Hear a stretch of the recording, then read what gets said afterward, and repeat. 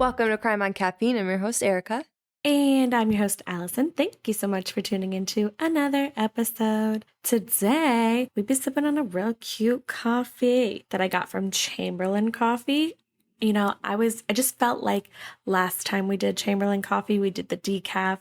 We didn't give her moment. We didn't give her Why her did chance. we do that? Why did we do that? Because we had to record at night. Oh, no, Yes. I remember. Don't you remember? I think I'm safe to drink coffee at night now, though. I am sure as shit not. I don't have high heart rate anymore. Oh, you don't? Wow, No. Good for you. I do, and I have terrible acid reflux. So, Oh, that's true. I cannot drink coffee at night. But Chamberlain Coffee released a limited blend that I got my little paws on.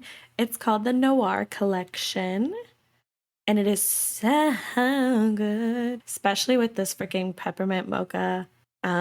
What is it called? Creamer? Enlighten me. Yes, it is a creamer. It's the one I sent you a picture of when I was at Publix, and I said secured the bag. Yes. Oh, girly. I'm really excited for that silk oat latte to come out, though, that I sent you. Yes.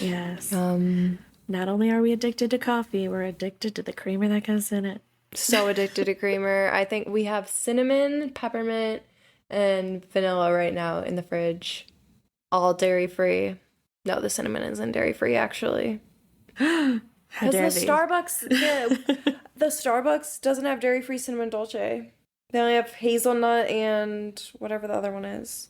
Yeah, I have the hazelnut one in my fridge right now. Then I have the oat peppermint mocha, and then I have the oatmeal cookie one. Those are the three I have right now. So I know. good. What do you guys like coffee creamer? How do you know, I want to know how you guys drink your coffee. I feel like nobody talks to us about coffee, like what they like. I feel like it's always us telling you what we like, but I want to know what you like. I don't want you to tell me what you drink every morning, what you put in it. I want to know. Maybe I'll switch it up. Oh, but I did get one of those little mug warmer thingies. Life-changing. Think I get up during the workday 20 times a day to go reheat my coffee, and it's so annoying because I'll reheat it, I'll sit down, and I still won't drink it. Love that. So I do it again and again. But now I don't have to. Okay, so it's like one of those things you set your mug on? Yeah. It's like it's like a little stove. Oh, a little hot furnace for your coffee mug. Yes, exactly. I live. Mr. Coffee, sponsor us.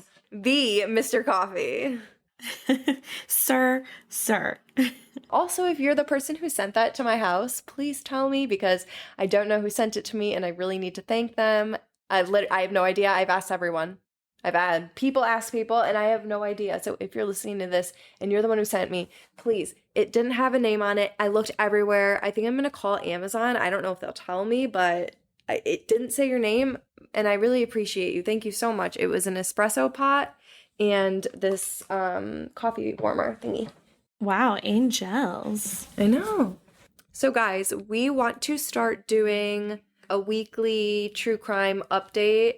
I know we usually come in here when there's bigger headlines, but we want to every single episode now have something prepared. So even if it's just a really small town case or just something you saw anywhere random, tell us, slide in our DMs so we can talk about it, because we'll make it a little segment every episode. We can bring up a few cases and whatnot. Yeah, we just want to bring awareness to cases going on all over the world, and I figured the best way that we could do that is to do a little few minutes letting you people know so that we can spread the awareness. But today, I originally had a different case that I was going to do, but me and Erica have really weird brains, and we basically chose the same topic, and I was like, okay, we can't talk about people that kill prostitutes 2 weeks in a row. It's a little much at that point, I think. So I went on the interweb scounging for cases, and I came across something that piqued my little interest. And it is the case of Sameena Imam.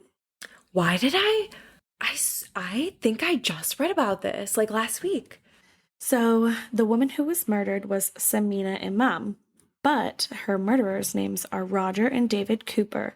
And people on the internet are calling this the Star Wars connection or Star Wars something or other. Basically, these boys, men, boys, communicated in in Star Wars like speak or like quotes almost. I have no idea, but it'll make a lot more sense once I start speaking. Yeah, maybe I don't know this case.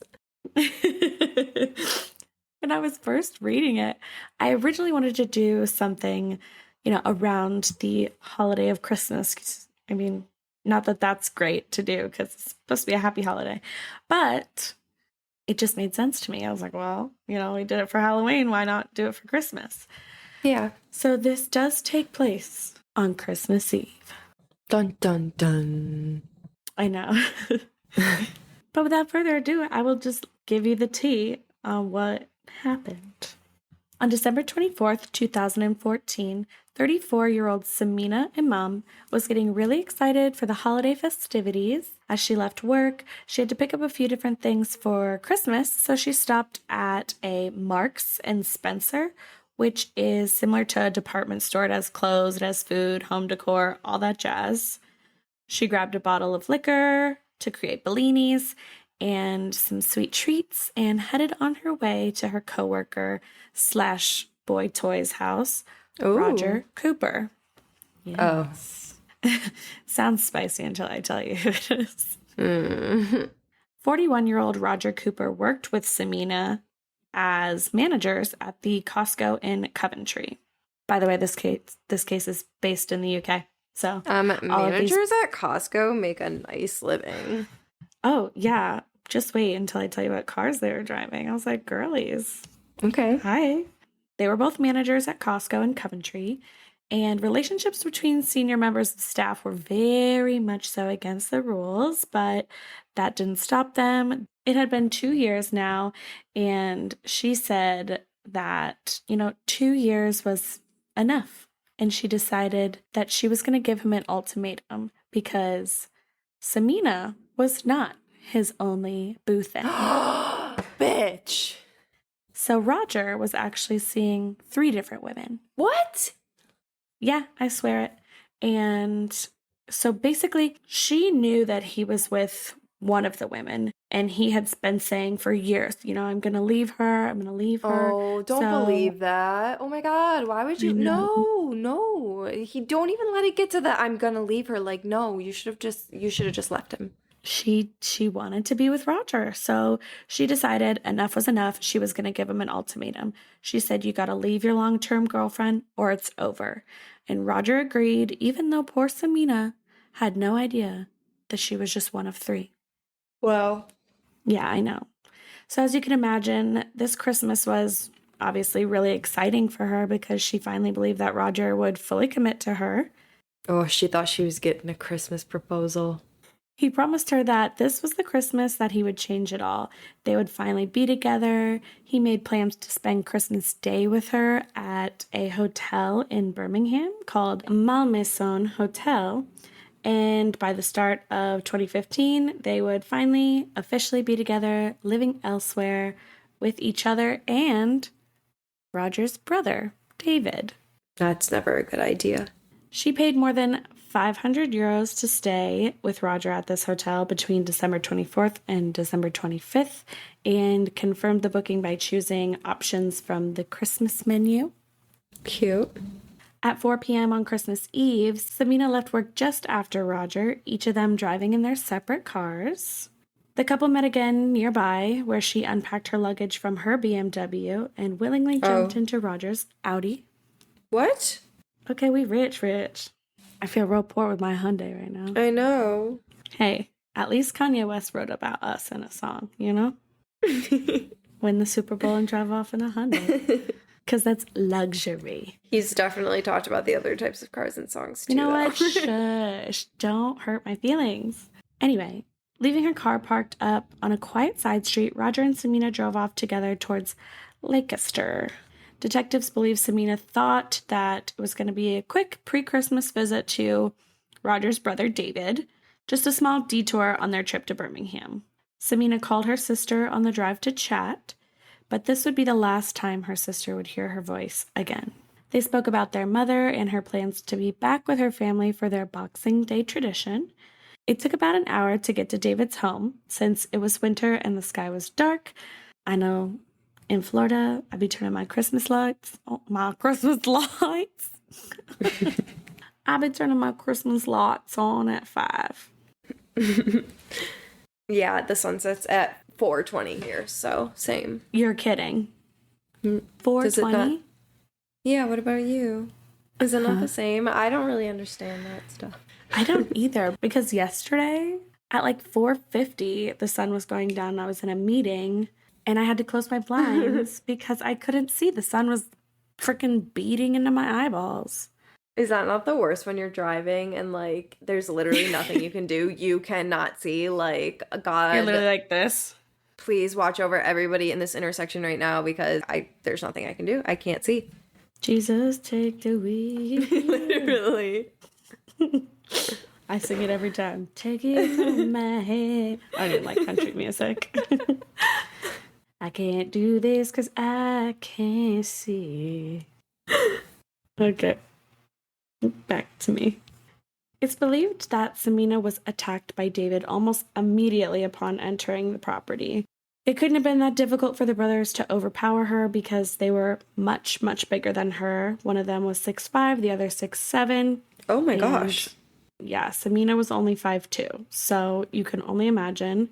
And not only that, but David Cooper was an ex-Army Reserve, so he's obviously going to overpower her, even just him, not even adding Roger into the mix. She was smothered with chloroform, purchased on eBay a few weeks beforehand, and it was called a bizarre combination of metallic elements, including antimony, cadmium, tin, mercury, and arsenic. It was also thought to have been administered to her in a liquid form. Oh, piece of shit. Yeah, I was really shocked because when I originally was looking up the case, I'm sitting here thinking, obviously, it's murder. I'm used to cases that have, a little bit more blood and gore, but there's something super, how do I say it eloquently? Just like super fucked about poisoning somebody. Sinister. Yeah. It just seems... It's scary enough, like having to like watch over your drink in a club or like at a random party. And it was her boyfriend. Yeah, I know. She literally thought that she was just going to live her happy life with her new man. Well, not her new man, but her man and his brother. And right when they finally get together, he poisons her. It's just so messed up. By 6:25, Roger had already begun his journey back to Coventry, leaving David to dispose of Sameena's body. He basically was trying to create the impression that Sameena was still alive. So once he turned up at his home to obviously join his lady, he sent a text to himself from her phone to create an alibi, obviously. And it said, "I'm fuming. I'm gonna go where I am truly cared for." So basically he was trying to make it look like he didn't show up and Sameena was just pissed. I feel like that's just stupid because it makes it look like there was an issue between the two of you before she died. So like, I'm not one to judge his false alibi. Meanwhile, David was, on his mission to dispose of Sameena's body. Pathologists found that she had been transferred to a grave within hours of her death. He had kind of an allotment on Groby Road in Leicester, and her body was wrapped in cling film and a sleeping bag. She was buried in kind of like a shallow grave. The creepy part of, there's a lot of creepy parts of this, but a creepy part is that David had a sign hanging from his allotment where he buried Sameena. And guess what it said? Just guess. I honestly have no idea. Don't wind me up. I'm running out of places to hide the bodies. Why did he have that? What? Like, are you kidding me? What? What? I don't get it. Why? When I read that, I was like, you're kidding. He literally had a sign basically saying, like, oh, don't check my backyard. There's bodies all over it. But why? Why did he have that? I think it was probably to be funny. I think it was like one of those, like, live, laugh, love, you know? He, like, wanted to get it to be funny. It's a live, laugh, love for a very specific type of person. That's what I'm saying. It's just not, it's not it. Over the next few days, the brothers continued to try to cover up their situation. Sameena's car was moved from Coventry to Leicester, and then, after being wiped for fingerprints and DNA, they abandoned the vehicle in Luton. When Sameena never appeared at her family's Boxing Day dinner in Essex, that's when the police were informed and launched their investigation. On January 4th, 2015, Sameena's car was located on a very quiet residential Luton street, about 65 miles from Coventry, where she had come from. Her handbag was not in the vehicle. Her suitcase and shopping bags were also not in the vehicle. There were no fingerprints, which police found very suspicious, and the driver's seat was pushed super far back, which is a little bit concerning considering Sameena's only 5'2". Suspicious again. And the missing persons report became a no-body murder inquiry. From then, it didn't take long for detectives to put the pieces together. Data from Sameena's phone obviously revealed to police that she had traveled with Roger to Leicester. The bottle of Bellini ingredients that Sameena had purchased for Christmas was found in David's refrigerator. Oh, he's over. The snacks were in his cupboard that she had bought, and her navigation was in his loft. So I don't really see where they were trying to, create the alibi and everything, because they quite literally just kept all her things and it made no sense. After a tip-off from a pedestrian, archaeologists arrived at the allotment and began their excavations. On the fourth day of investigating, they found the outside edge of a sleeping bag. I know it sounds kind of crazy that it happened 4 days later, but I can put on the website a picture of the allotment. It's actually pretty big. So it probably did take them quite a few days to figure it all out. Just a fun fact. They lifted a flap and straight away they were like, oh my God, this is Sameena's body. Damn. The brothers obviously were arrested on suspicion of murder. That was on January 7th, 2014. And only 2 days later, they were charged. Here, I'm going to put in a audio of Roger getting interrogated. And was that the last time you heard from her?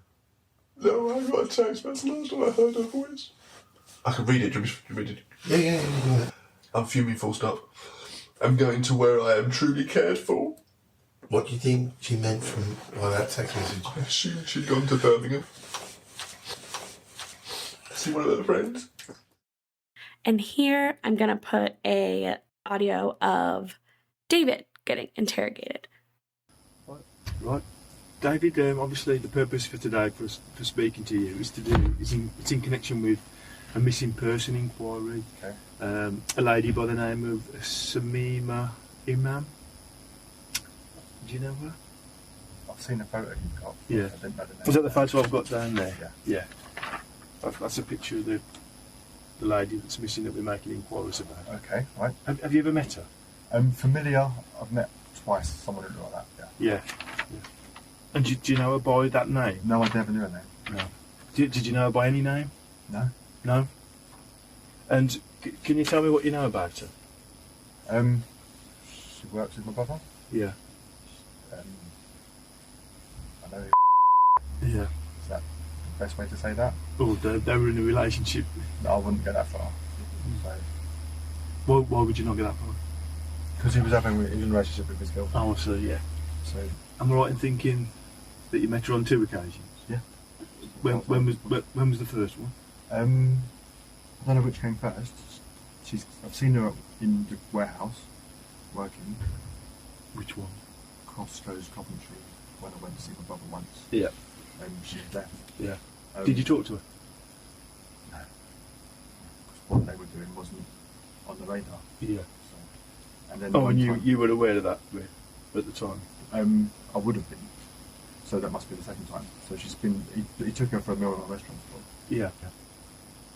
Were you aware that he was seeing her before he came to the restaurant? No. So that was that the first time then you'd ever seen or heard anything about her? He might have mentioned. He's not the most loyal person. There might have been a couple that he's talked about. I wouldn't have put known faces or names or anything. So I won't say it was the first time I heard of anyone, but it's the first time I met him. Yeah.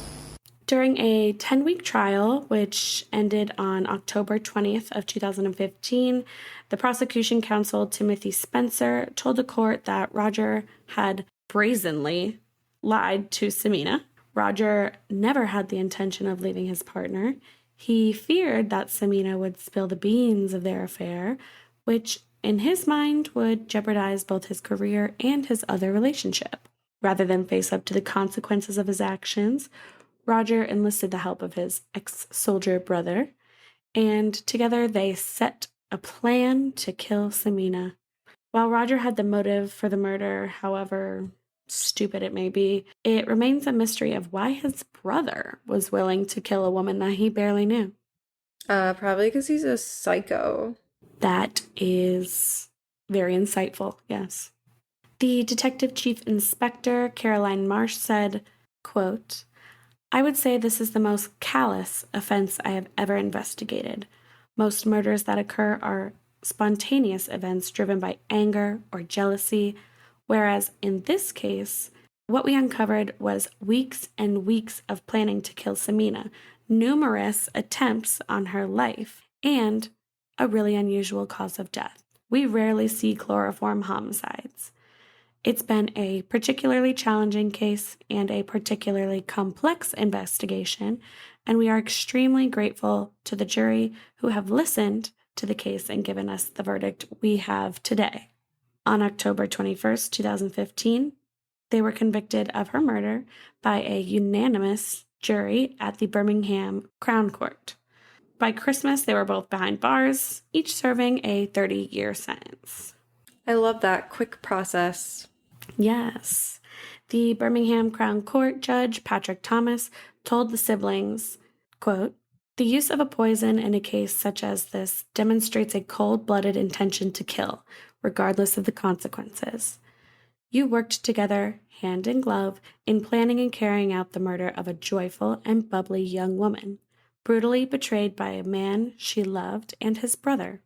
I want to go back to when I just quoted Caroline Marsh, and she mentioned there were multiple attempts on Sameena's life, because their first attempt on her life was actually planned for December 12th of 2014. Oh my gosh.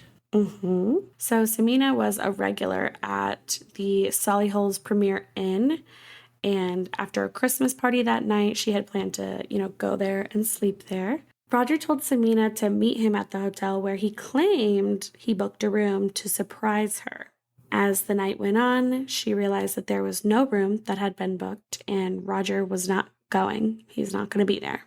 Meanwhile, David, Roger's brother, sat in a car in the parking garage, ready and waiting to abduct her. The brothers communicated using Star Wars codes. This is what I was talking about. What? One of the codes was Death Star Complete. Stay on target. Stay on target. You are expected, Vader. Cool. The stay on target, you're expected, Vader one was in this case, and then some sources say that the Death Star Complete was also in this attempt on her life, but other sources say that that is what was texted after David had buried Sameena's body, telling Roger Death Star Complete, as in he had completed the task. Never liked those movies. No, I've never seen them, but now I'm never watching them. Yeah, I was just about to say, I have never seen a Star Wars movie, but I think the little R2-D2 guy is kind of cute. Obviously, this plan on her life failed miserably. This plan failed, although what went wrong is still unclear to detectives. Sameena made her way safely into the hotel from her taxi. David sent a text to his brother in broken French. Is broken French Star Wars? But honestly, I'm just confused by the whole communication situation between Roger and David because This was like the only thing they tried to like make it not obvious it was them. Like they put no effort into anything else. But they went so hard at this part. The communication aspect is just bizarre. So what the text ended up translating to, there's no point, no score. The window of opportunity is closed. No score? You're 6'7". You're worried about the wrong score, dude. What? I don't get it. So I'm thinking that this plan failed because she showed up to the hotel in a taxi instead of her own vehicle. So obviously she didn't need to go to the parking garage to get to her vehicle. She showed up in a taxi. But the whole plan was for her to come into the parking garage and he would abduct her. So I think that's what he's talking about. But anyway, this plan did not fail. They ended up obviously doing it on Christmas Eve, which is royally fucked. Sameena's father paid tribute to his daughter and said that the family was absolutely devastated by her death. He said, quote, "Sameena was very special to me and my wife. I could talk for days about Sameena and what she meant to us and her sisters, brothers, nieces, nephews, family, and friends. And it breaks our heart that we cannot have her back home where she should be. As a family, we are absolutely devastated at the loss of Sameena. Nothing could ever have prepared us for hearing from the police that they believed that our daughter had been murdered. We were praying and hoping that Sameena would still be alive and holding on at any little tiny bit of hope. You almost have a feeling that she has died and begin to grieve, and then you go back to holding on to having a little shred of hope that she may come back to us alive. It's hard for us to even imagine that an innocent, kind, beautiful girl could be murdered, let alone our daughter. We are still in shock and are all missing Sameena in so many different ways. Everything in our life and future has been affected, even to the point of worrying about our other children and grandchildren going out and thinking they won't be safe." That has to be such a terrible feeling as a parent. Yeah. It always makes me so sad hearing those kinds of stories. I know, it makes me want to cry. Then we have a quote from Imam, which is Sameena's younger brother. He said, "The circumstances in which Sameena was murdered plagues me greatly. I constantly think of her last moments and her final thoughts and fears. Sameena was a mentor, a guide, a counsel during difficult times. I will no longer be able to seek her advice. I'm forever reminded of her loss with constant triggers to memories from her life. Worse still with triggers such as road signs for locations, which I understand are linked to her death." Ugh, I didn't think about that. Damn. Makes him cry. I would get the hell out of there. I know, I'd have to move. Detective Superintendent Mark Payne, head of Homicide for West Midlands Police, also offered his sympathies to the Imam family. He said, "While we have seen justice done through the courts today," obviously the day that this all happened, "it will never change the fact that Sameena has lost her life in a heartbreaking circumstance. Sameena was a woman with her whole life ahead of her. She has been described from her family as an immaculate, bubbly, beautiful, and flourishing woman. All this has been cruelly destroyed by a selfish and callous actions of Roger and David Cooper." So since these two, for lack of a better word, idiots decided to poison Sameena, I figured I would go into the psychology of a poisoner. According to Psychology Today, there's such thing as a poisonous personality. Experts believe the number of convicted poisoners is just the tip of the iceberg, and that in comparison to other crimes, what we don't know about poisoners is 20 to 30 times higher. As such, we can best talk about the personalities of poisoners who did get caught. That being said, we can make some hypotheses about the personalities of poisoners by studying the nature of the crime and the personalities involved with the published cases of convicted prisoners. Killing someone with poison requires careful planning and, obviously, deceit. So it comes as no surprise that poisoners tend to be cunning, sneaky, and creative. They can design the murder plan in as much detail as if they were writing a script for a play. Male or female, they tend to avoid physical confrontation and instead rely on verbal and emotional manipulation to get what they want from others.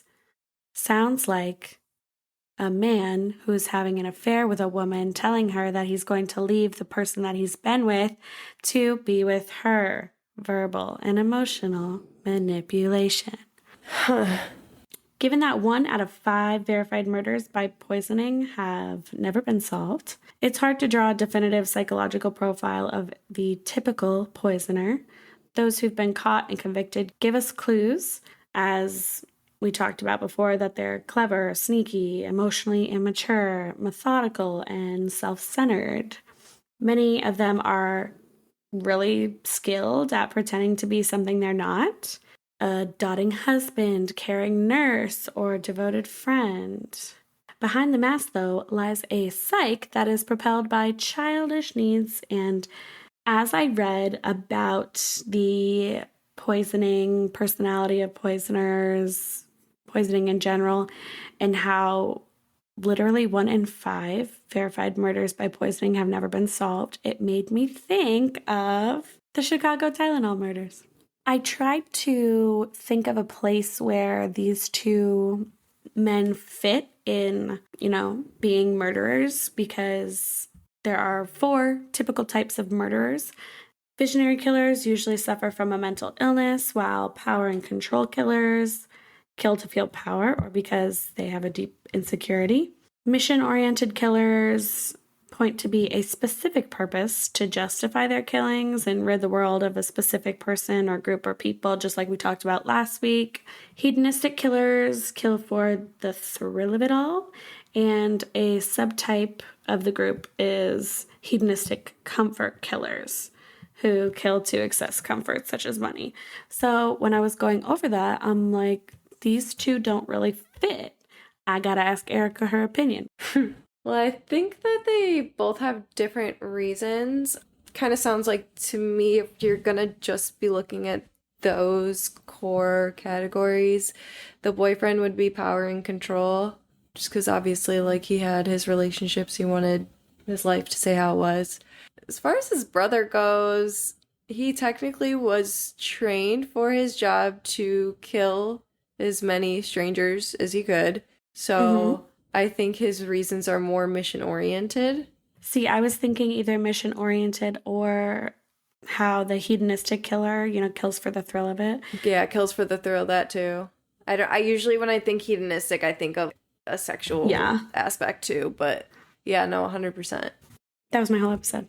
That was good. I've never heard of it. I like that we're doing more cases from like around the world and just stuff that like isn't talked about as much.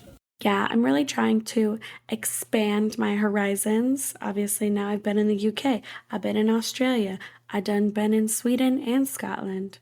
Where should she go next, guys? Tell her. Point on a map and put me there, because I will find a case. Thank you guys so much for listening. Let us know how you feel about Friday episodes. Just trying to like test the waters, feel it out. Let us know if you like Wednesdays better. Let us know if you hate both days and you want a different day. We'll try whatever. But you can DM us on Instagram. It's at Crime on Caffeine, along with our Twitter, Facebook. Everything is Crime on Caffeine. Go ahead and follow us on Spotify and subscribe on Apple Podcasts. And if you guys have not already, please enter our 10K download giveaway. All you have to do is post to your story about us in any way and tag us, and you will be entered to win. It's only going on this month though, so December 31st is the cutoff, and then in the new year we will choose our winner. Yeah, and so far it's either going to be Nate or one of my friends. That's all I can tell you so far. So please, all you have to do is share our episodes to your story, share one of our posts to your story, like screenshot that you're listening and post it, like literally anything. Give us a shout out on a black screen. I don't care. You're automatically entered as long as you post. For every single post, it's a new entry, and you guys have like 2 weeks left, so get on that. Yes, get up in there. And don't forget, I've been putting on our story and our Facebook, and I think I did put it on Twitter that one time. But we do have some merch available, and the link will be on our Instagram and our website and our Facebook for all of those people who want a cozy sweater or a t-shirt to hang out in or go everywhere in, so everybody can ask you where your cool t-shirt came from. Because that's what I did all around the city of New York, and I put my stickers all over poles. I hope that's not illegal because then I just outed myself, but I did it anyway. And if you see one, take a picture and tag us. Oh my god, you'll be entered for the Yes. giveaway too. Kill 2 birds with 1 stone. Birds and stones, just killing, crime. And on that note, thank you guys so much for listening. We will catch you on the next one. Thank you.